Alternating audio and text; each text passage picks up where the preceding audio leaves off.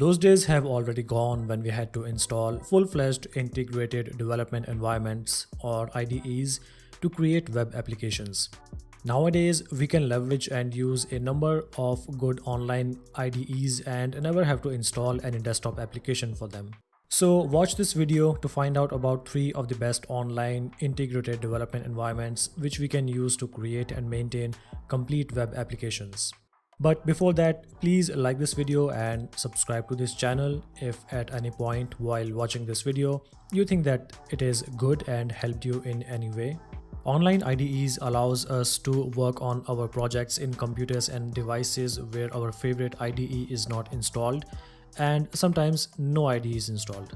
You can, for example, create a repository in GitHub and then make updates to it by linking it with an online IDE. It is as simple as that. Now, without wasting any more time, let's look at 3 online IDEs which you should absolutely know about. The first one is Visual Studio Code Online, which is the web version of our favorite code editor. It looks and functions in the same way like the desktop app. We can open any folder from our file system and VS Code Online will pick up all the files and will set up a dev environment for us which we can start to use for our application. All the menus are similar to the desktop app and provide the same functionality. Maybe this time you will not have to be bothered about those pesky update notifications all the time. The sections for file, source control, extensions, search, etc. are all there, so everything is good to go. At the time of making this video, VS Code Online is still in preview mode, so you can check out the usual editor features and extensions to make yourself familiar with it, while the builds of VS Code Online will become stable over time. The second one that I will talk about in this video is StackBlitz. So you can use StackBlitz to create a variety of different project types. You can use front-end frameworks like Angular, React, Vue, Svelte, etc.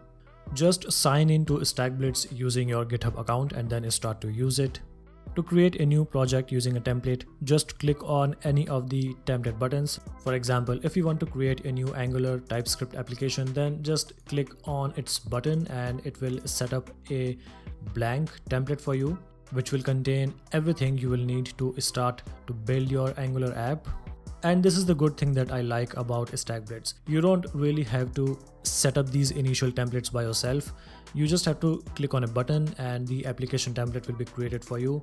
Maybe you don't really want to create a full-fledged template, but you just want to try something out. You want to experiment with a new API by creating a new application, but you don't want to fire up your Visual Studio Code app on your desktop and then run all those npm commands and then build your app and then serve it in the web browser. All you need to do is just open up StackBlitz and then create a new template, make your changes, the server will automatically start for you, and then you will be able to see your changes on this right pane.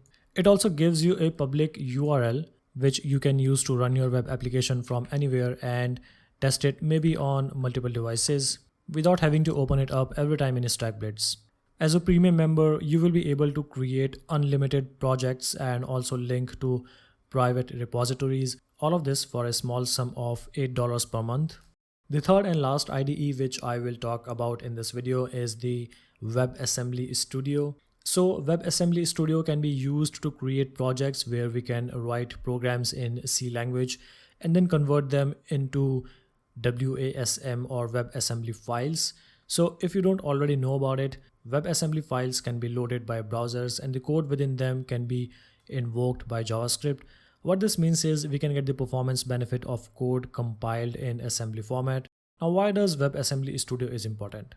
It is actually not simple to convert your code written in C language to WebAssembly WASM files. Using WebAssembly Studio, we can select a number of different empty projects available. For example, I can create a new empty C project, make my changes, and then build the C language into a WASM file by clicking on this build button on the top. After doing that, I can download the file and then I can start to use it in my applications. It is simple as that. For example, this is the zip file which I downloaded. In the out folder, you can find the WASM file which you can use with the browsers, and in the src folder there are all the source files.